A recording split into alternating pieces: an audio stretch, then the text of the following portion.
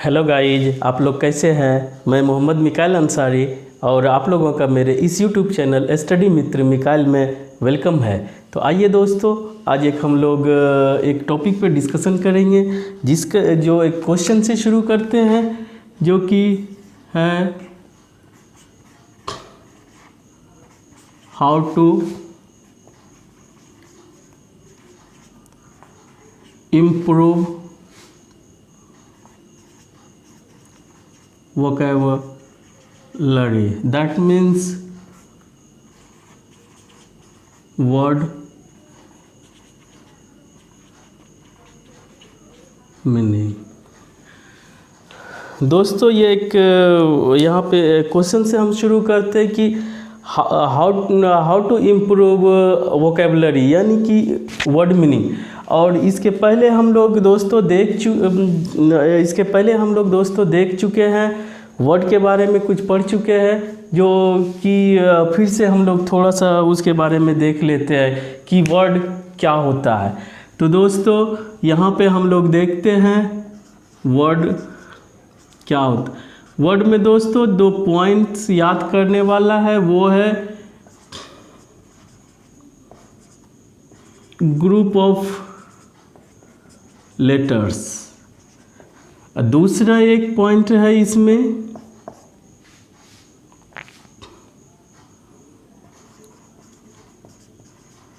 Makes some meaning.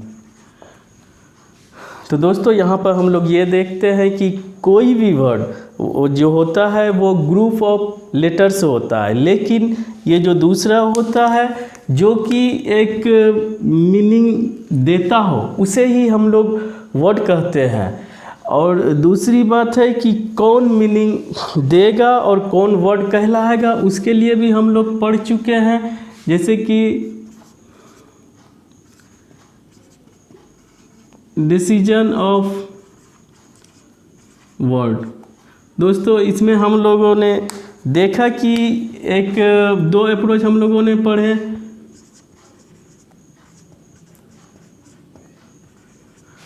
Subjective approach and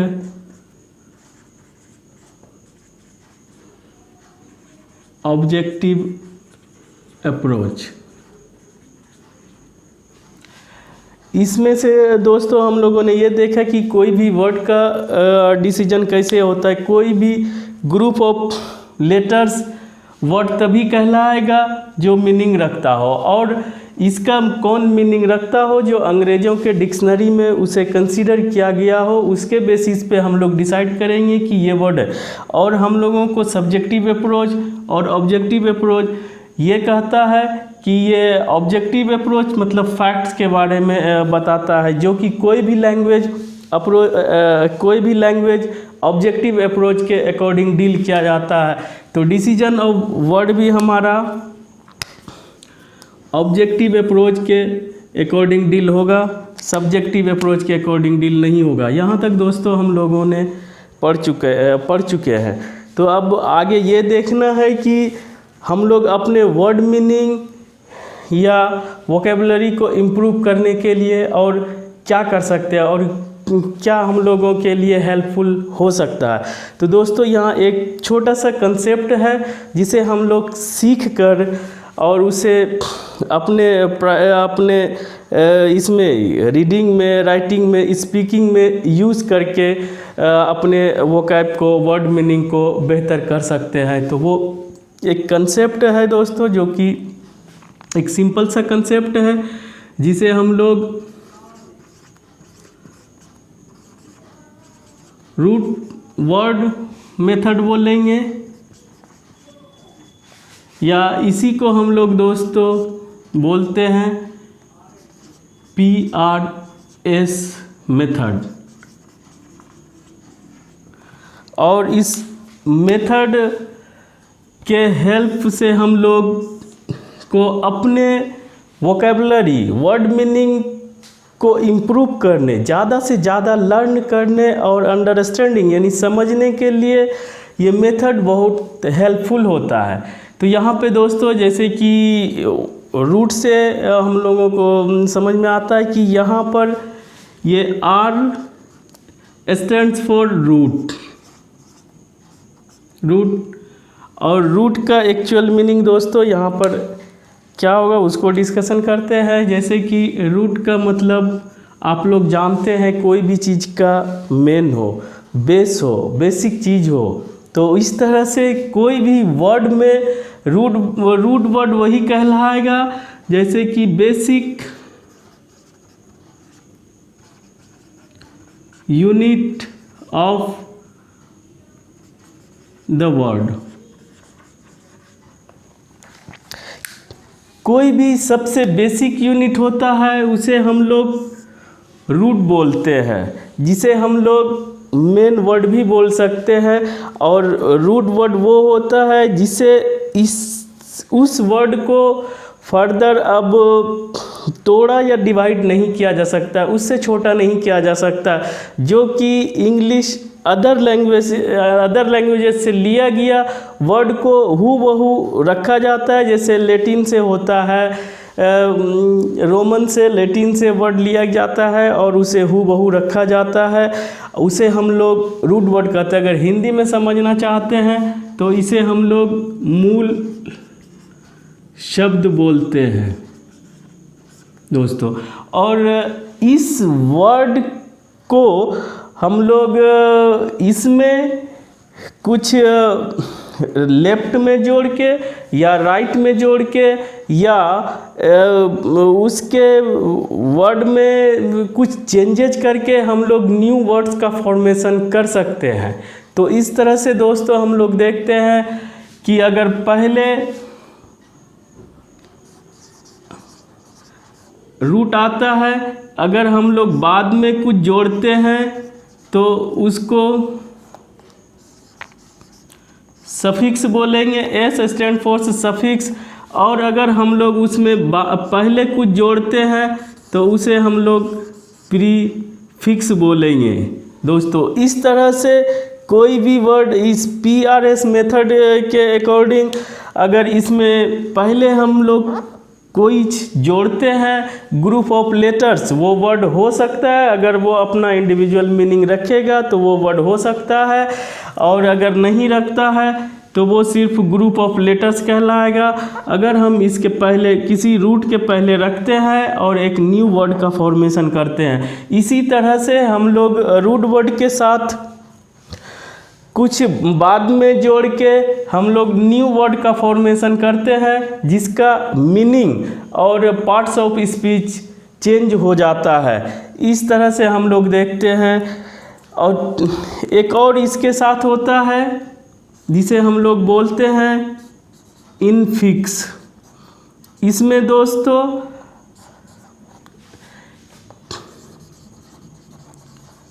changes in root word.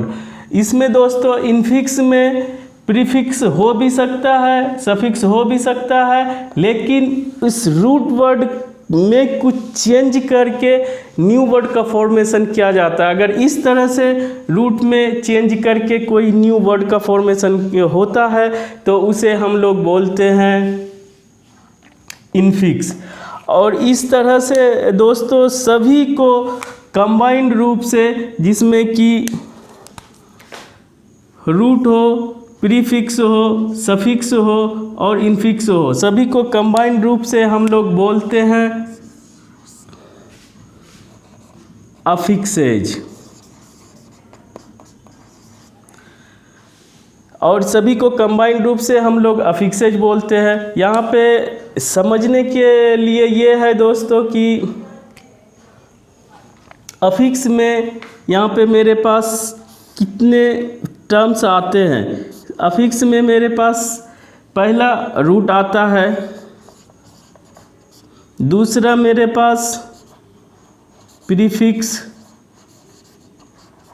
तीसरा मेरे पास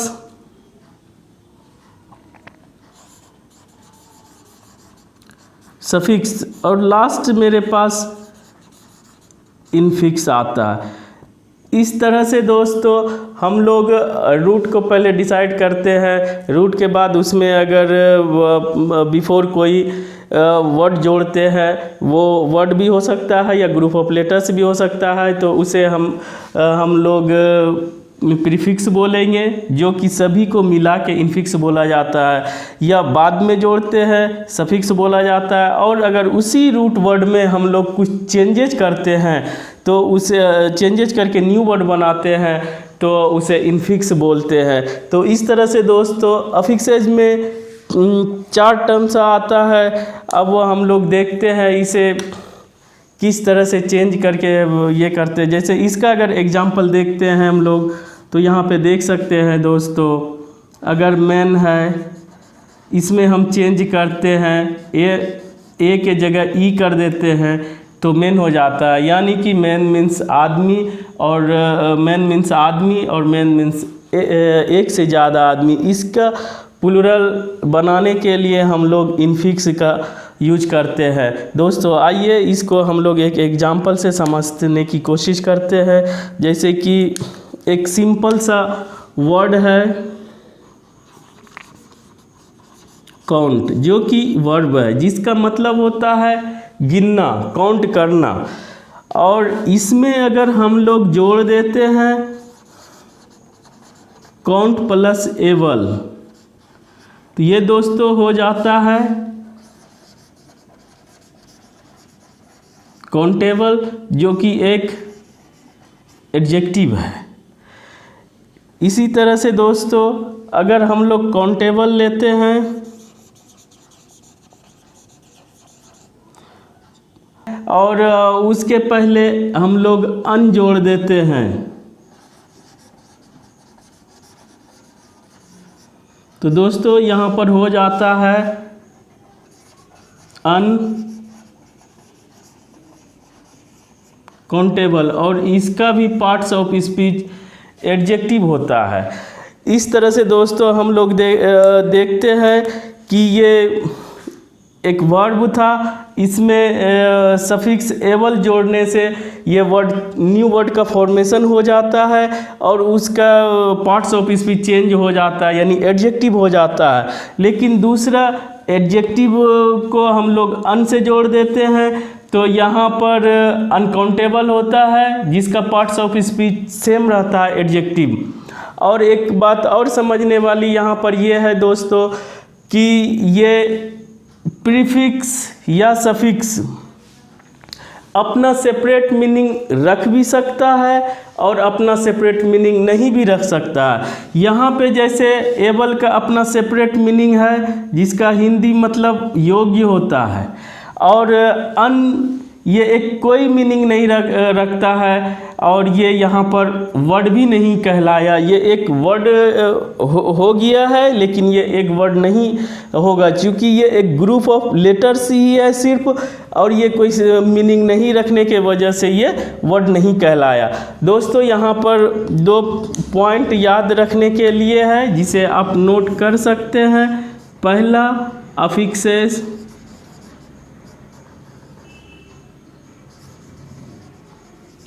change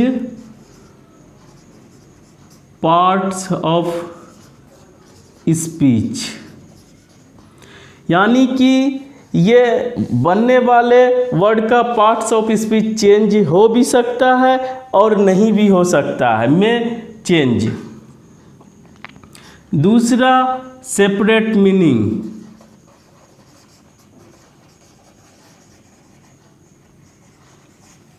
ये हो भी सकता है और में नोट नहीं भी हो सकता है।